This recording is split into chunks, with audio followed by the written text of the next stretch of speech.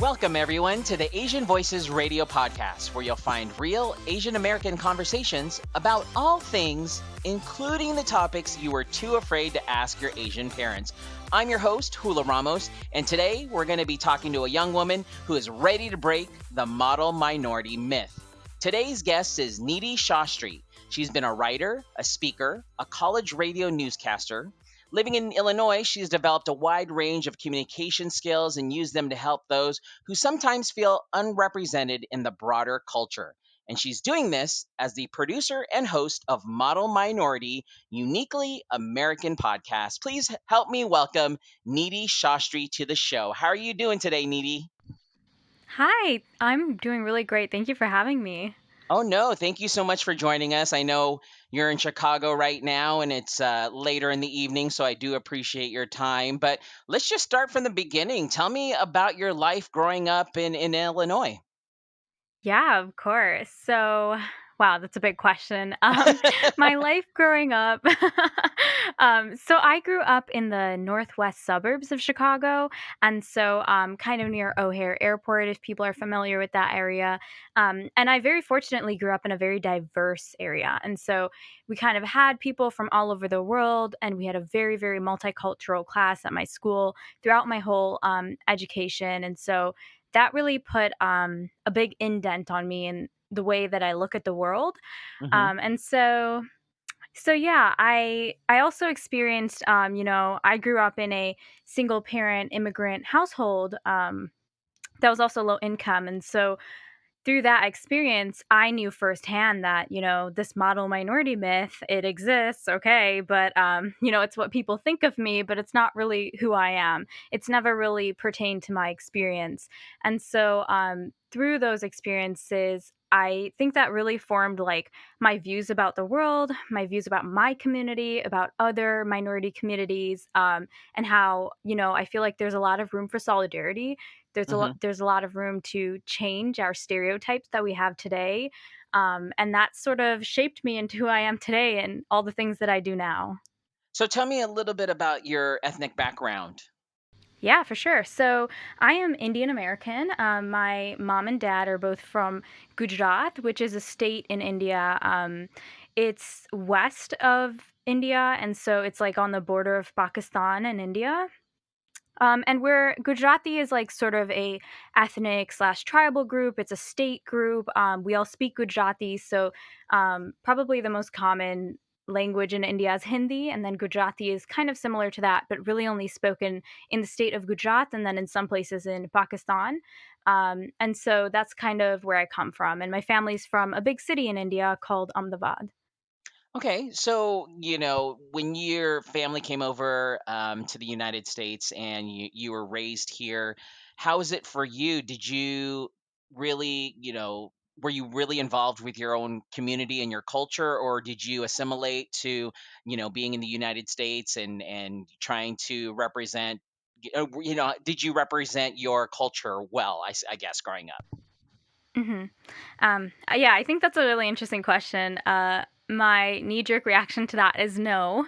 Hmm. Um, Yep. growing up in this area, although it was very diverse, we still had sort of this overlying narrative of like, different stereotypes for different minorities. We all believed them. We all, sort of perpetuated them to each other, even though we were predominantly minority, until we sort of got older and started realizing like it's all, a bunch of crap.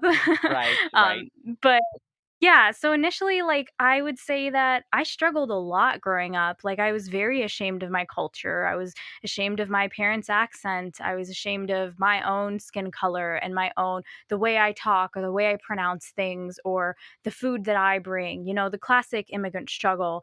I definitely felt that a lot. And so I think I tried a lot as a kid to distance myself from my ethnicity and try to assimilate as much as I possibly could. I secretly love Bollywood films, but when I was a kid, I wouldn't dare mention that to anybody. So it was those kind of things that I really struggled with my identity back then. So, do you think you found yourself in a constant battle between your parents who came over? Did they pretty much keep the traditions? You know, you said you were raised in with a single parent, single parent. Did Mhm. did they try to keep that culture within your family structure, or did they allow you to assimilate?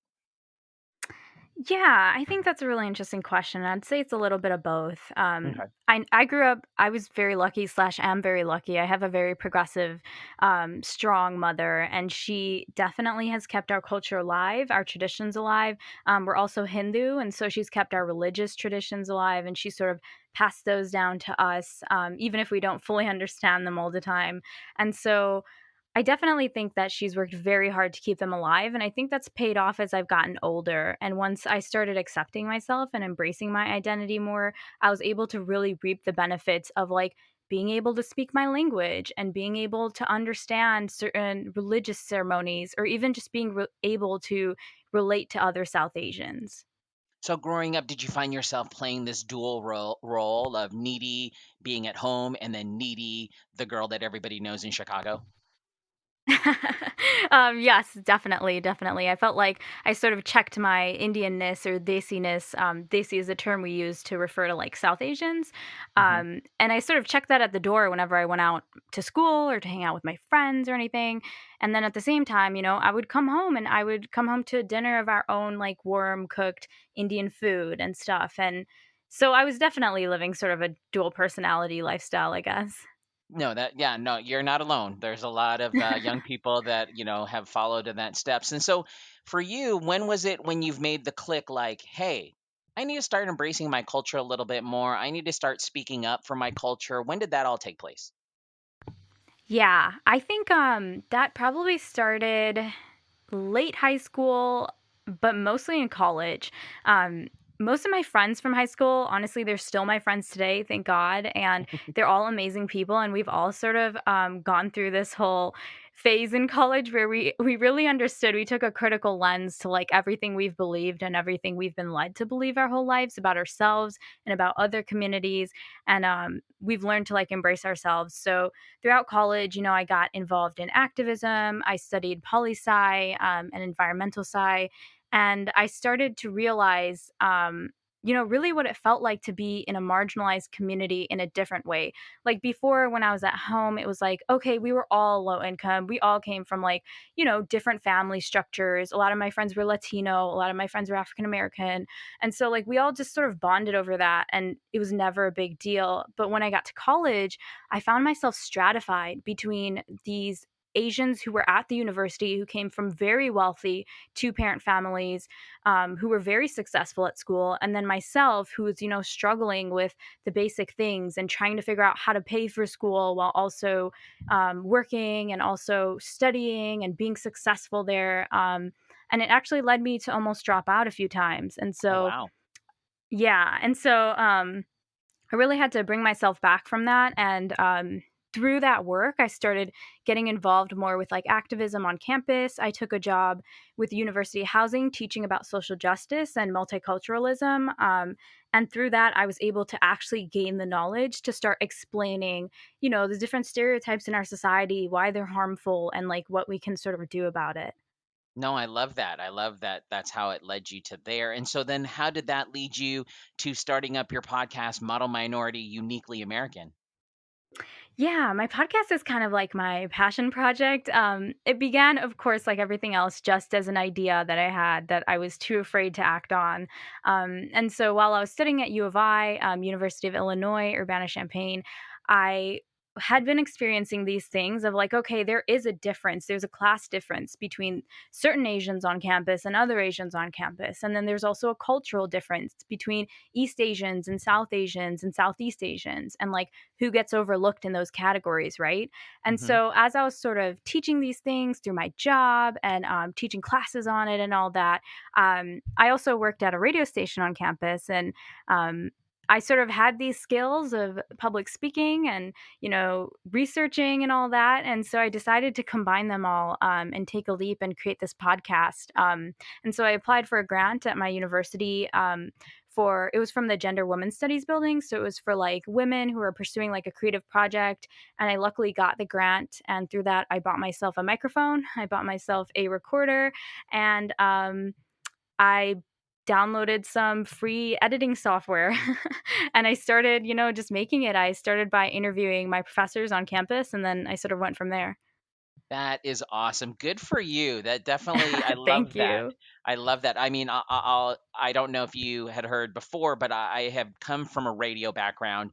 So I did radio for over 19 years here in San Diego, and I too, when I joined, in a big city like San Diego, um, noticing that there was not very many Asians in the radio industry, and I was here to Mhm. represent that because early on I was like, "Oh, I'm just going to be like everybody else, and I'm going to be that guy that's like, hey, what's up? How are you doing? What's going on?" And then it turned into where I started talking about my parents and using the Filipino accent on the radio, which you're Yeah. like, wait, in San Diego, you're hearing some guy go, "Hey, I'm talking to my parents," and I'm like, so it Uh-huh. was a way for me to go, look, Asians, there's another person just like you that's on the radio. So I'm glad to hear that story. Good for you for persevering like that. So tell me about your podcast. You said you started, interviewing your professors first and foremost, and then it turned into something else. What did it turn into? Yeah, so I guess way back in the beginning, I started the podcast while I was still in college. I was finishing up my final semester, and I interviewed some of my professors. One was from the education department, but she had done a lot of research on Asian Americans in education. The other one was part of the African Studies department, and she was an immigrant from Africa, and she was doing a lot of research on the African community in the United States, and she also had a very interesting story about how she immigrated and her struggles and things like that. And so I started with those because I knew that, this model minority myth exists and a Hmm. lot of people really believe it, including some of us. Some Asians really internalize it. And I also broadened it up because, growing up where I grew up, we had African students in my classroom and in my school who were also treated much like the Asians, where it was like, oh, like you're really smart and you care a lot about education and you're wealthy and like all this stuff. Like there were all these stereotypes towards those students too. And so I broadened up my category to include all Asians, all Middle Eastern immigrants, and then also all African immigrants, because I felt like we've all been constrained under this myth. And so I wanted to make it holistic and have both research, personal narrative stories, and then also some things that I've experienced in my own life, just to make sure that everybody could get dual perspectives on this topic and see why it is actually a myth and why it's not just me sitting on a mic being like, this is false because I say so. Right, so right. that's sort of how I developed it. And when I went back home after college to where I'm from, I knew a bunch of people in my community, my own friends who I grew up with, who didn't exhibit this myth or have been through some very troubling times and stories that I felt needed to be heard. And so that's really just where I started. I started in my community with my friends and my family and people who I knew who were willing to share their story on my podcast. Are you able to share some of those stories with us to let us know about like some things you've talked about? Oh, of course. Um, let's see. There's a ton of great stories on there. I do on my podcast. I have narrative episodes where it's like I'm narrating about a certain topic, and then I bring in interviews and stuff like that into the episode. And then Okay. I also have a sub series called Immigrant Tales, where it's people telling their own story of being an immigrant in this country, and like I add engaging music and sound effects to really bring it to life. And so let's see. One of the most impactful stories to me personally was that of Chu Mei Pang, who's a PhD. Well, she has a PhD now, and she's working at University of Colorado Boulder. And she is just such an incredible human being. She's been through so much, and she told her story about how she came to the U.S. from Burma on a visa lottery, and how she had to struggle just to sort of find a job here, even though she came completely legally and stuff. She was facing a lot of the same struggles that undocumented people face, where she was getting underpaid, under minimum wage. She wasn't able to continue her education, even though that was the reason why she came here. And she was struggling with the language barrier and with her accent and just sort of being ostracized because of her accent. And people telling her, like, hey, we can't understand you. And for that reason, your education is kind of invalid. And so to me, Wow. like, yeah, that was a very, very impactful story. And anybody can go listen to that one. It's an Immigrant Tales, so it's only about 5 to 6 minutes long. But yeah, very important story. So how long roughly are your podcasts? So my main episodes, I try to keep them at 30 minutes, but sometimes they go to like 45, or if it's a lot of interviews, it might go to 50 minutes. And then the immigrant tales are shorter. They're about 5 to 10 minutes tops. Okay. What's another topic that you discussed on your show that you felt was something that everyone needs to hear? Yeah.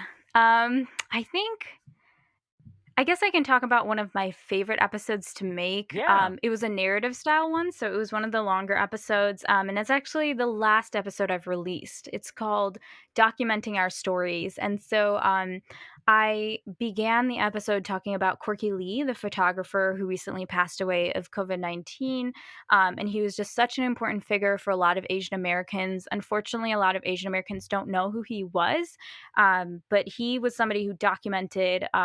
Like a lot of the activism that Asians have done throughout history, throughout his lifetime. And he did that because when he was young and he was in school, he didn't see any pictures of the Chinese Americans who built the railroads. And he was like, then I'm going to do something about it. And I'm going to take pictures and document our community.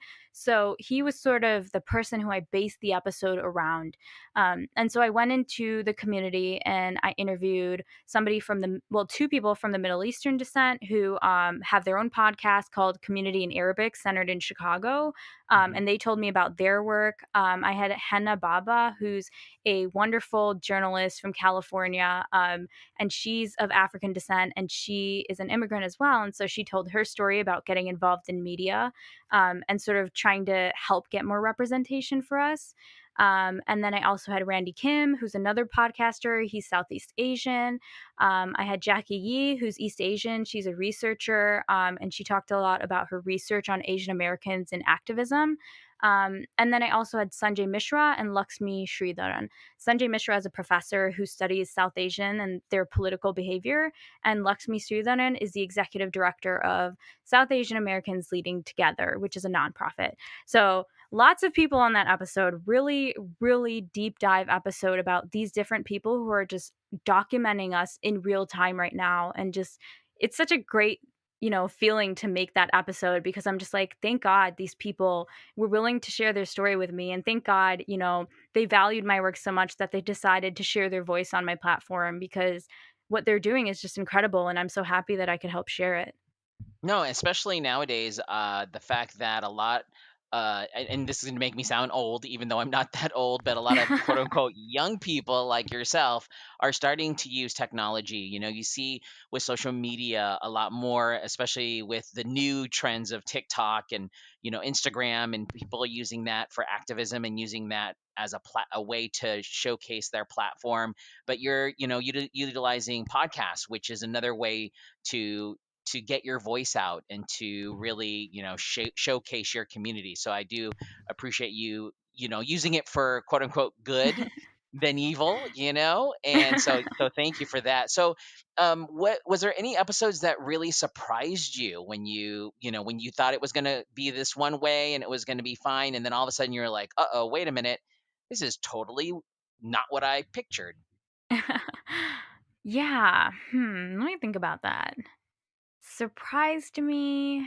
I wouldn't say surprised me, but I think probably my episode on socioeconomic status, and then Hmm. I'll say two of them. The first one on socioeconomic status, which was called "Crazy Not So Rich Asians," and the other one, yeah, and the other one is the racial wedge, and that's what the episode is called. And so to start with the "Crazy Not So Rich Asians" episode, I started off with my own experience, thinking like, okay, I grew up in my community in a low income background. Right. I was on free and reduced lunch. And I know a bunch of other kids in my school who were also Asian or Middle Eastern or African who also had that experience. So, let me talk to some of my friends and get their story. And so I think in that episode, my friends opened up about things that I didn't even know until this point. I'm 23 years old now. I probably interviewed them when I was 21. And so I didn't even know these things about them until that point in my life during those interviews. And so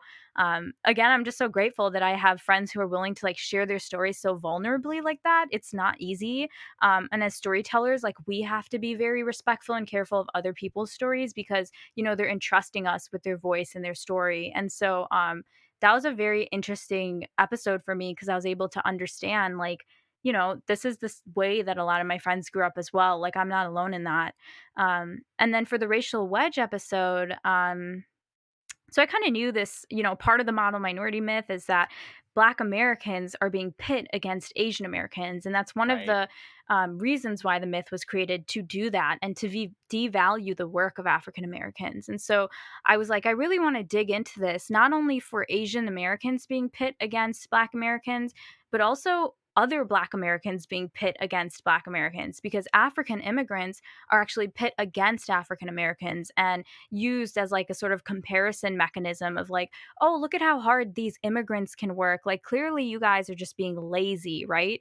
And Right. so it's a whole narrative that's really been strung out and created, and it's in every part of our society, from media to education. And so I got to really understand in that episode, as I was researching, the history of Black Americans and Asian Americans in this country, and not only the points in which we had tensions or faced troubles, like the LA riots, but also the times when we came together, like when Asian American women came together with Black women to sort of create the term women of color, which was then extended to people of color. And so now this term people of color, the origins of that is with Black and Asian women coming together in solidarity. And so for women's rights. And so it's things like those that are just like very inspiring to me, and also very telling. It's always very interesting to learn our own history, because often it's just not taught to us in schools. Are you sure you're 23? Because you are, I mean, you're bringing up topics that I have gone through myself. I mean, the lunch thing is huge because I Hmm. remember being low income, growing up low income, and having I was reduced lunch. I wasn't free lunch, but I had the 40 cent Hmm. lunch back in the day, and I Yeah. was always embarrassed to be like, my friends who were paying $1 for their lunch, and I'm like, oh, yeah, I'm paying too.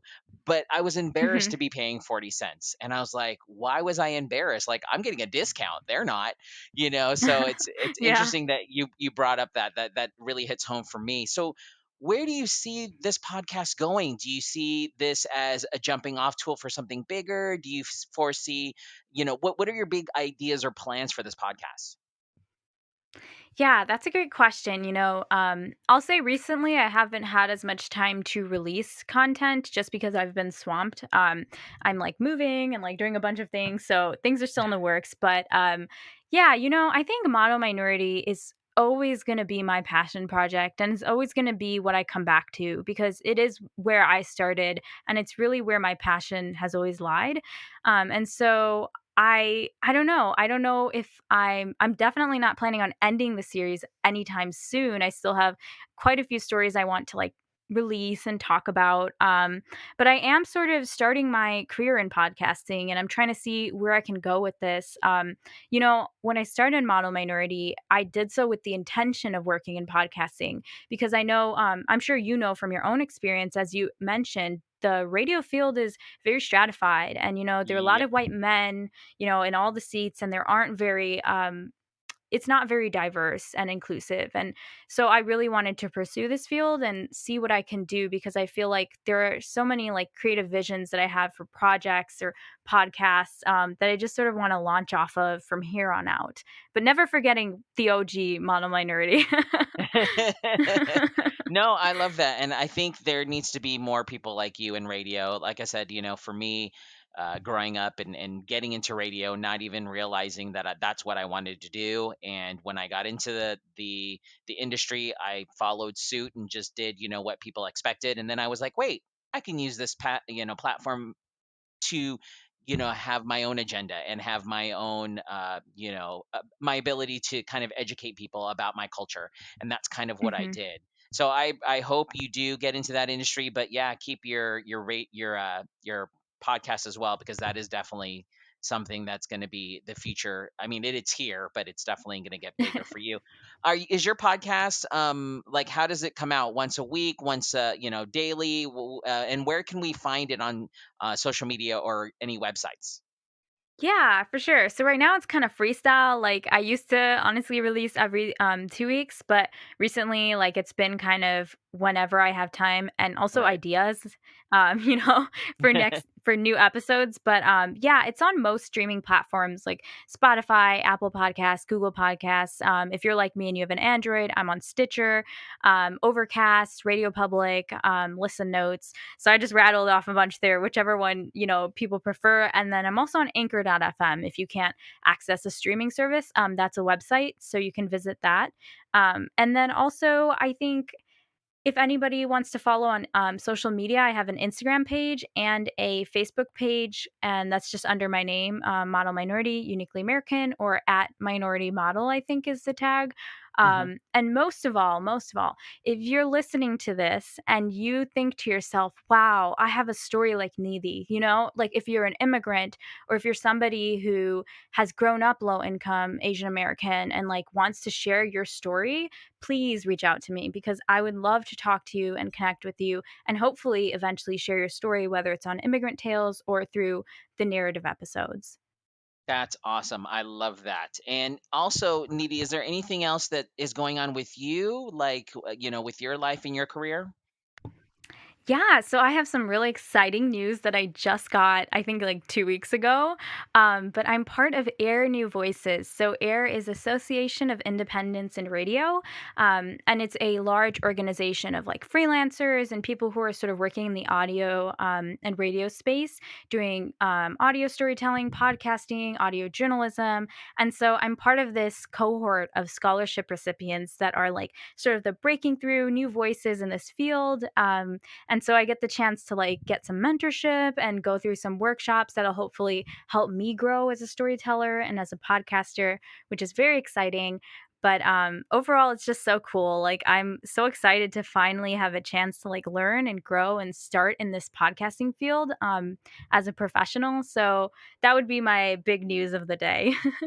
That's amazing. That's congratulations. That's Thank great you. news. And you come from a really big radio city. I mean, I don't know how much you listen or what type of radio you listen Hmm. to, but I know like Man Cow in the morning used to be there, or I don't know if he's still Hmm. there, and Mojo in the morning. So you come from a really big radio industry as well, city. So that's Yeah. awesome.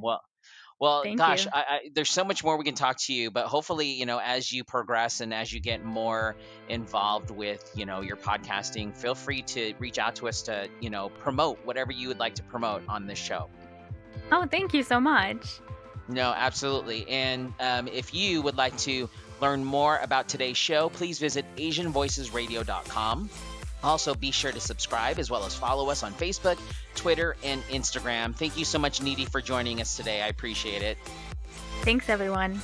I'm Hula Ramos, and on behalf of my guest, Nidhi Shastri, we'd like to thank you for listening, and please join us next week for another exciting and thought-provoking Asian Voices radio show. Take care until next time.